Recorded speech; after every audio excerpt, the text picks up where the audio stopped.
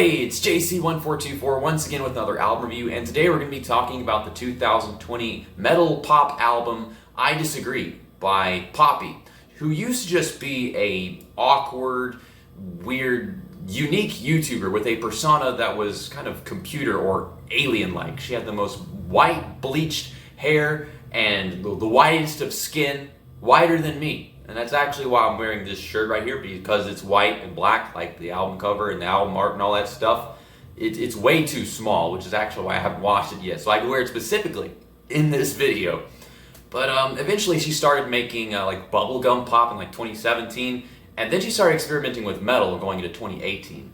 And finally, this album comes out, and I guess I should have expected this whenever I was realizing what she was, starting to do with her music and what direction she was going in. Of course, she was making this music with Titanic Sinclair, who had a very abusive and manipulative relationship with Poppy. And I'm glad that she, pushed him away and got out of that. But he did help a lot with the making of this album. And I think it's kind of going against him in some of the themes here, that's for sure. The first track on here is Concrete. And what genre of rock is this? Yes. It's like a complete opera of new metal, pop punk, pop rock, black metal within a span of just 3 minutes. And even though it's just shifting all over the darn place, having complete mood swings, it makes it work. And I feel that this song is about mood swings in a way and wanting to find a happy place. And it just speaks for itself the way that the music goes and all the just quick transitions. But the guitar is played as fine as Queen, the drums go freaking nuts, the bass is just absolutely adorable in some places. It's bouncy, a little jazzy or bluesy. It's not exactly depressing, it's cheerful and it's kind of goofy. And I like that about the bass. At one point it sticks out, everything does here. And then there's this, it's a sarcastic background of sorts. The kind of the thing that you get in like emo pop punk bands. They would do this thing where they would talk about their depression, a little more cheerful attitude, and that's something that she kind of goes with in this song.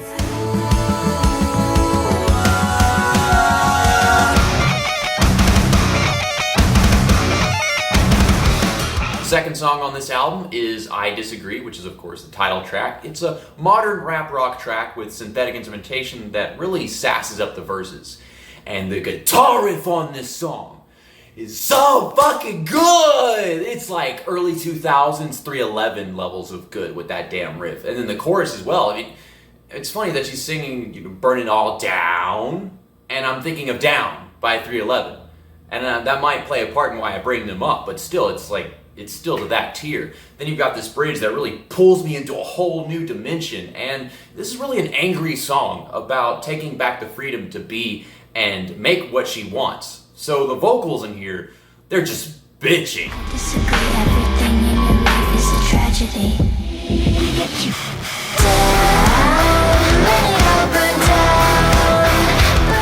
Oh my goodness, I wrote so many notes for this song. I don't know how I'm going to go through all this crap. But yeah, track 3 is Blood Money. It's written in all caps. Everything else is written in just standard text. I don't know exactly why. But this is like a really aggressive and deafening song in a sense. But something I want to let you guys know about is whenever I was looking up the information for this album, I realized that this song got nominated for a Grammy Award in like the 62nd or the 63rd, which was at the beginning of this year. And I think Tool actually won this one. It was for Best Metal Performance, and it was the first time that a female artist had gotten into that category. And so, I think she was very deserving of getting nominated, but I gotta give it to Tool and Tempest. Because I like Tempest way more than I do this song. There's so much guitar work in that track. But this one. I've never been into Skrillex or dubstep that much, but I've got to give it to the DJ here. He made this a totally smashing bop. And that is something that Kamikaze Games actually told me whenever I first showed him this new stuff that Poppy was putting out. It's actually so obvious here that she is letting the music speak for itself. Even though there are lyric content here, the music just absolutely does it. If you listen to the song, you'll totally get it. But the message is to someone who lacks integrity and is using religion to get what they want, which is something that people actually do all the time. And this is where I start to feel like things are directed towards Titanic Sinclair. There's some messages and shit that he posted on social media about how he's feeling depressed and stuff after, mistreating somebody and not being able to take accountability for it and crap. And it's so dumb. The guitar solo on this song is the greatest one I have heard in so freaking long. I'll tell you that much. And the outro is a beautiful exhaust of everything that goes on here too.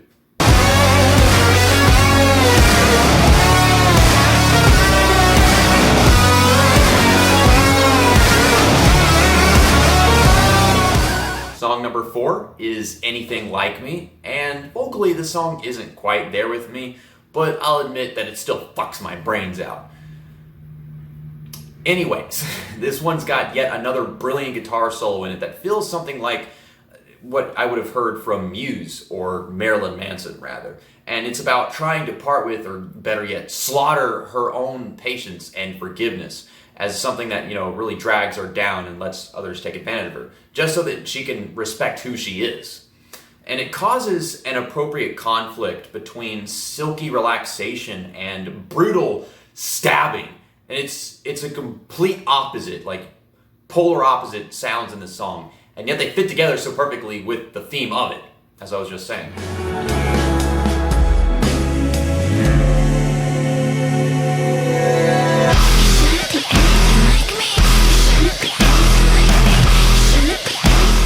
The 5th song on this album is Fill the Crown. And still to this day, I have no idea who this other guy singing is. It sounds very much like Marilyn Manson, and then in other places, Jonathan Davis. And for those who don't know who Jonathan Davis is, you're dumb. He sings Korn. Everyone knows who Korn is. Everyone's heard of Korn. You're not dumb, I'm just kidding. But Poppy is putting it forth on this track that she's perfectly happy being dark and edgy, and she gets cheerful from that. That's just her kind of happiness.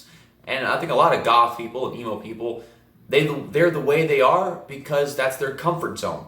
And that's the best way to put it. I'm that way. That's why I dyed my hair black. And then I bleached my hair the previous year. And then, well, I can't explain the red thing. I didn't even get the red hair right. But this song has such a dad riff. And I'll admit, it kicks so much ass. It hard rocks me so good. It rocks. Yes! Such an awesome riff on this song. And it amazes me how well they can switch from bubblegum pop to goth metal. Like, this is like the 3rd or 4th time we've heard this at this point on the album, these quick transitions. But it's so perfect because it's the way that they do their music. So I'm just used to it and it works. Poison the children, no peace of mind.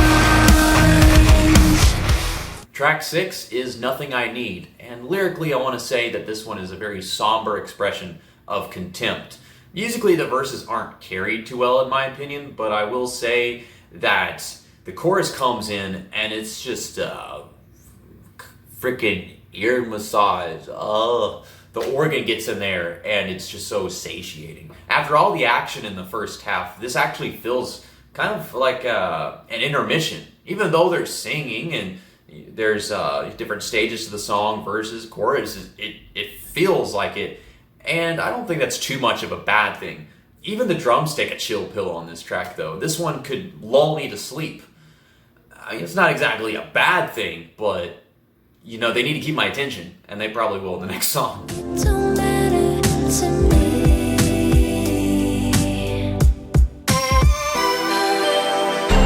Take the ride. Alright, you can't tell me that this song doesn't have anything to do with how she felt about Titanic Sinclair. That is track 7, Sit, Stay. She's talking to him like a dog, and of course other musical artists can be more broad about it, that let the fame and the success get to their heads. But it's just saying, hold your horses and tame your ego. The mix on here sounds like the menu music from the first Spider-Man game on the PS2. And it does that in this song. And I don't have a problem with it. It's unique to it, and it's fun. It's wacky.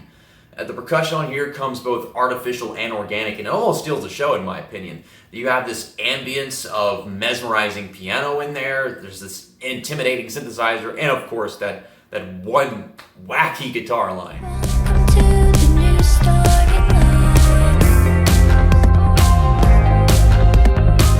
Welcome to the new storyline. Track number 8 is Bite Your Teeth.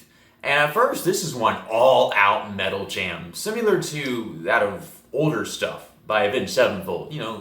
2005, 2004, that era of their music. And this one's going on about unnecessarily pushing yourself past your limits to a point where it's not even healthy, but you just want to reach your goal that badly, which is something that I think I've done. I'm looking at you, Coaster Racer. But it changes genres just like that, no transition. And it's like switching to a radio station. That's like the best way to describe it. And I have to admit that for once, it's a bit too much for me. In other cases, some people say that all the other stuff is too much for them, the different genres within one song. But this one, it goes through it really quickly. It's a really short track with 3 damn genres and then nothing in between them. At one point, it actually sounds like the Simpsons theme song. I like that. It got me laughing. It's fun. It's cute. But this song just kind of falls apart.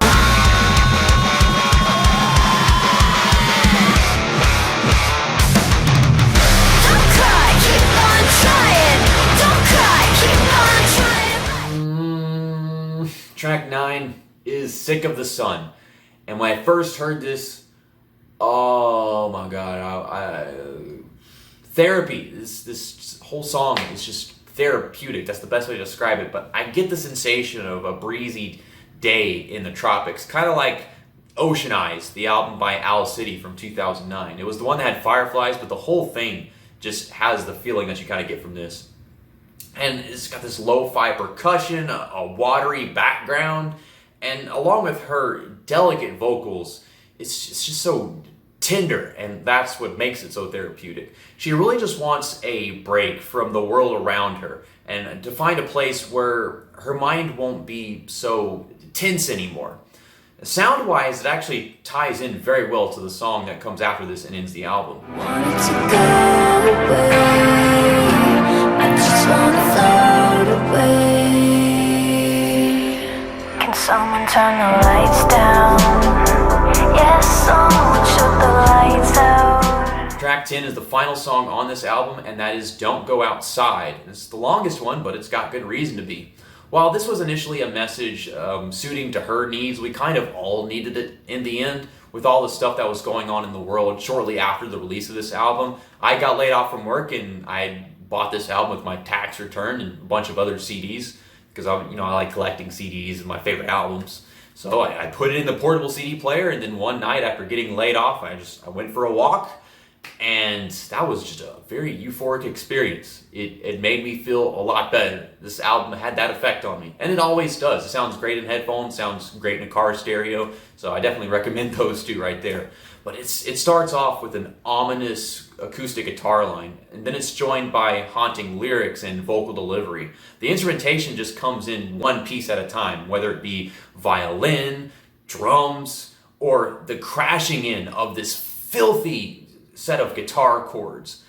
It's just awesome, because at first it's like, oh, that feels good, that's nice, that's relaxing, and then you're like, hell yeah, let's do it, feel this shit.